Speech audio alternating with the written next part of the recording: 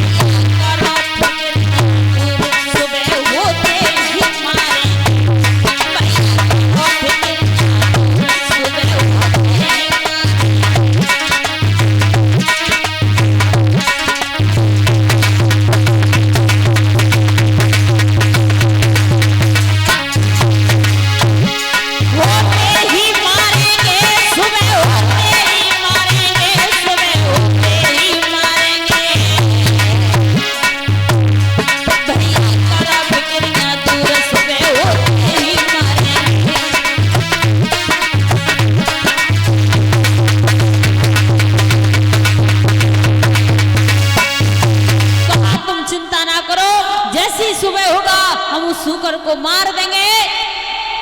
आज मैंने माली को घायल किया, माली तड़पता रहा।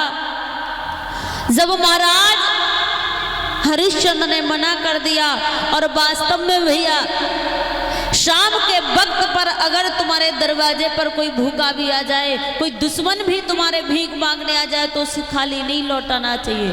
आज महाराज हरिश्चंद्र ने जैसे सुबह हुआ अपने मंत्रियों को इकट्ठा किया, मंत्री चलो हम उस शूकर का पीछा करेंगे, बाग में कुछ शूकर आ गया है, उसे मारेंगे चल के। महाराज हरिश्चंद्र कहते राजा थे तो शूकर को मारने क्यों गए? शूकर मारने का उनका ये था कि कहीं किसी और को ना चोट पहुंचाए, प्रजा को ना चोट पहुंचाए। अरे अगर कहीं किसी को चोट पहुंचा दी तो और नुकसान होगा। बाग का नुकसान के लिए नहीं गए थे महाराज हरिश्चंद्र। जाकर के चारों तरफ से अपने बाग को घेर लिया, कहा अगर शूकर किसी के पास से निकल गया तो हम उसे मार देंगे जान से। आज जैसे इतनी बात सुनी तो महाराज हरिश्चंद्र ने सभी मंत्रियों को लगाया और बाग को घेरा। लिखा है कि घिर गया बाग उस राजा का, और मंत्री से गल्ला से, और मंत्री से बासुर को आदरा होने लगो बंदूक से।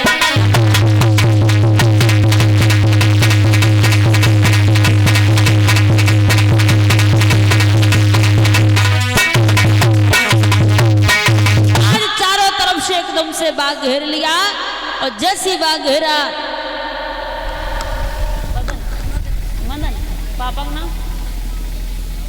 और ये 101 रुपए मदन बाबू की तरफ से, जो किसी गांव के रहने वाले हैं, 101 रुपए से सम्मानित करें। भगवान से प्रार्थना करेंगे सद्बुद्धि प्रदान करता रहे, धर्म के लिए हाथ बढ़ते रहे। लल्ला प्रसाद दे रहे हो, काय ऐसे जा रहे हो?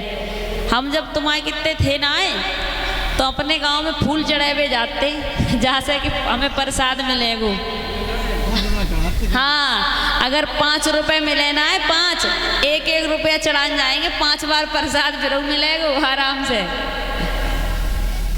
हाँ, कोई हो, आपको नाती हो, अमाओ भाई, कुछ भी सही, बच्चों को शौक हुआ करती है। अब